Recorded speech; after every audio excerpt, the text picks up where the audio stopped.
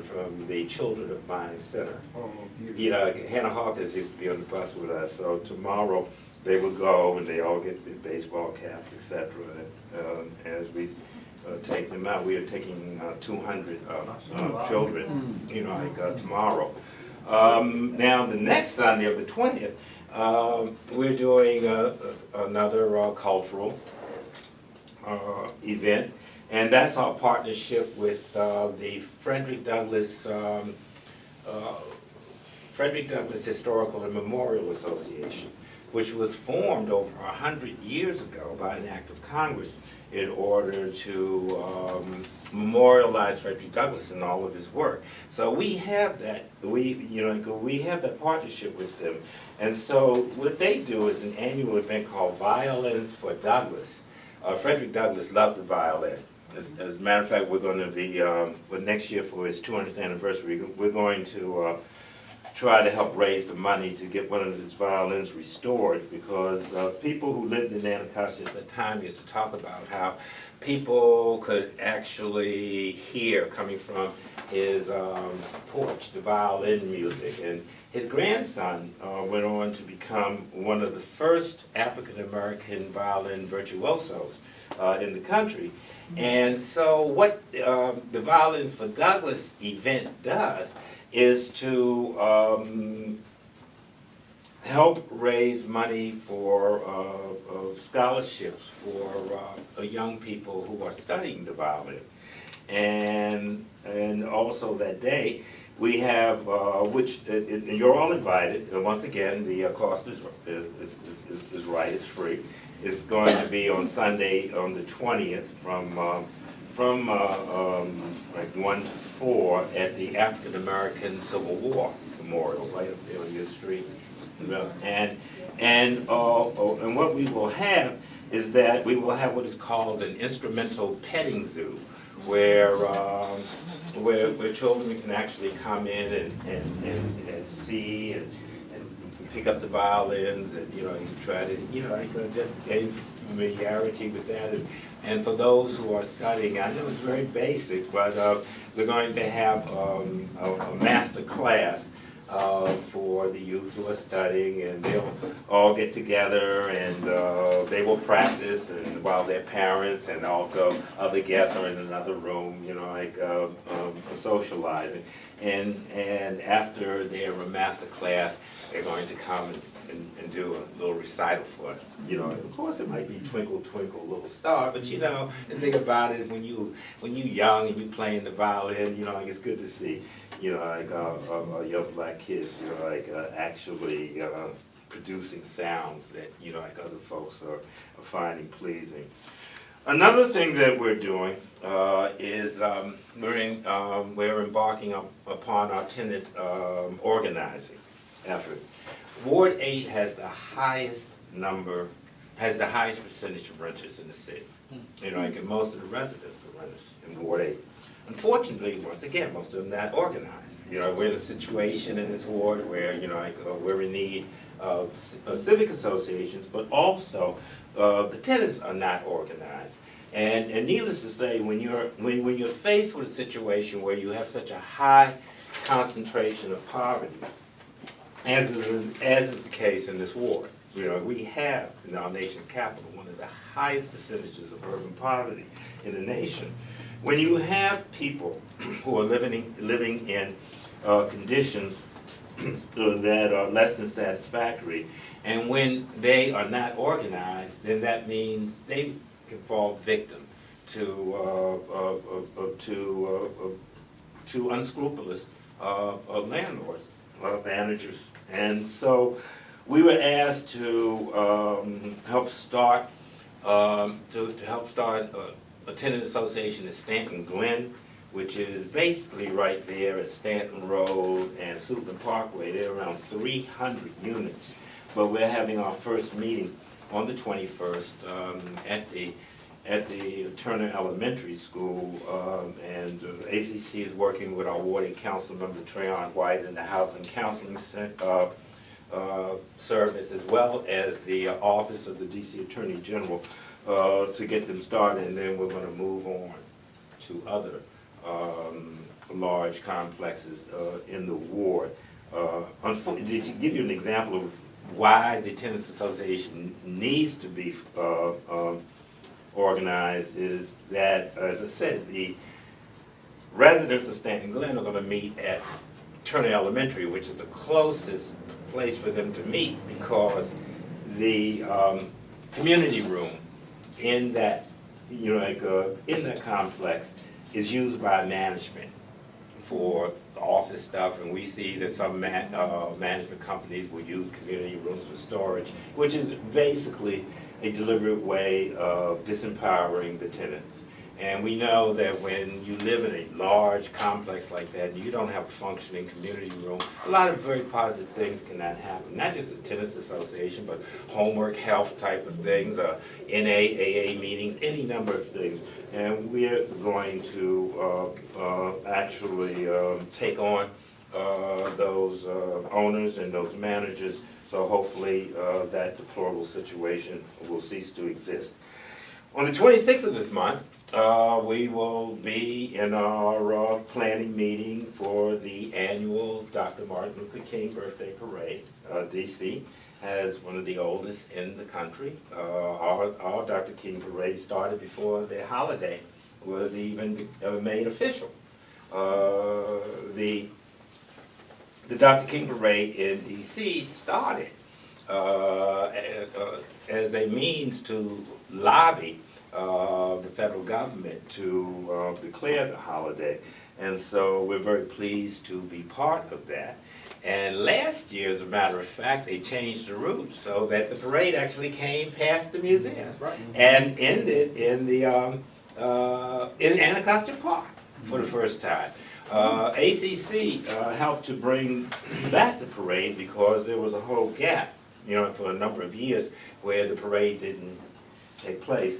And that's why they have the Peace Walk. That's why it's called the Martin Luther King Parade and Peace Walk. But what I would suggest, Amir, is that I'm going to invite you or a representative of the museum to join us in the planning meeting that Saturday on the 26th, 10 o'clock at the Rise Center, St. Elizabeth's East, so that the museum can somehow be included in the official activities of the day, so people just don't pass by and just parade past the museum, but something can happen so they can actually come inside and actually experience this wonderful cultural treasure, this jewel right here in Hillsdale.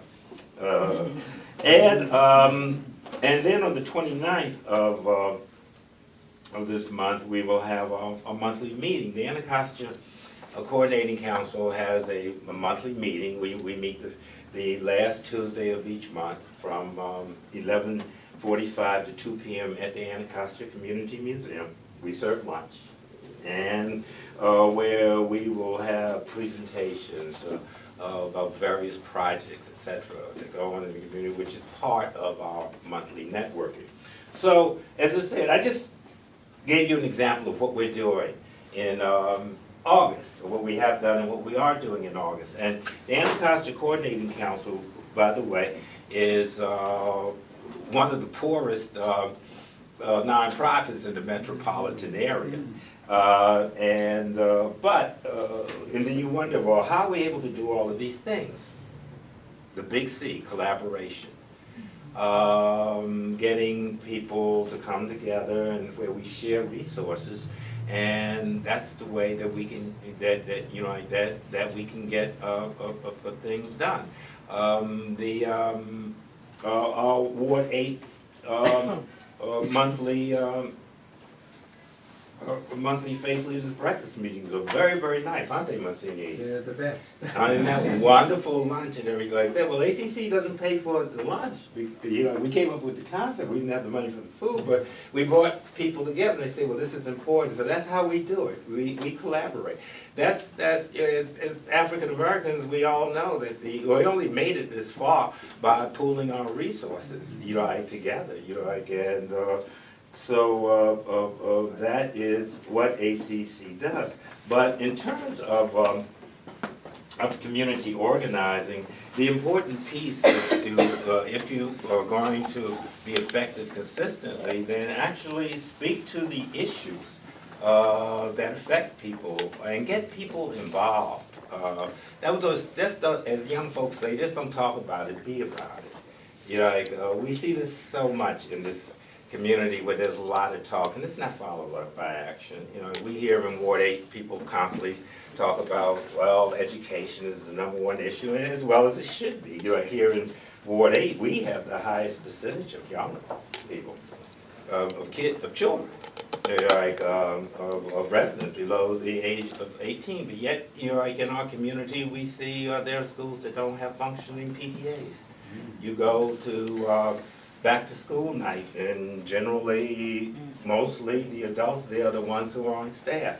And then let's not get started about the absence of black men in terms of the educational experience here in this ward, because that's an ongoing thing, not in terms of education, but also in terms of the church. As far as community organizing is concerned, is that not only be collaborative, but be relevant, but also be empowering.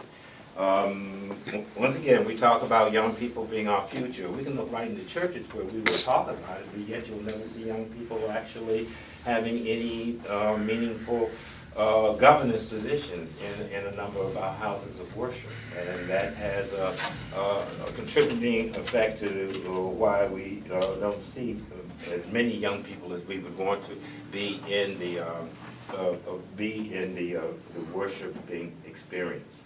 So that's pretty much my presentation. You know, like as I said, Amir, I was just informed, I was sitting here that at Barry Farm, Sam Ford of Channel 7 was supposed to be the MC, and he had to go out of town in emergency, so I was informed that I have to be the MC, and I have to go home and put on a suit in this humidity. You know, and God bless you.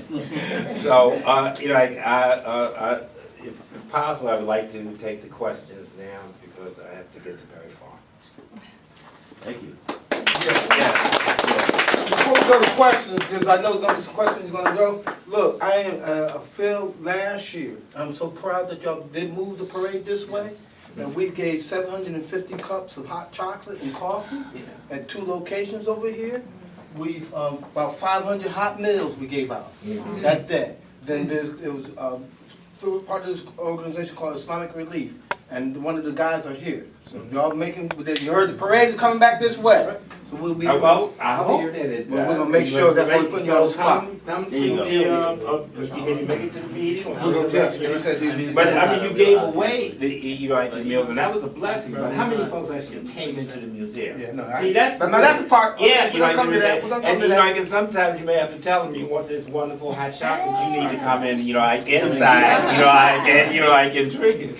I know that some folks may consider that a bit coercive, but you have to do what you have to do. Okay. Yes, sir. Yes. Good morning, everybody. Yeah. My name is Muhammad Yassin. I'm a volunteer and sometimes curator with Brother Amir here at the museum. I appreciate everybody coming here. My question to you is, I work at the Job Corps on the Foster Grandparent Program, UPO.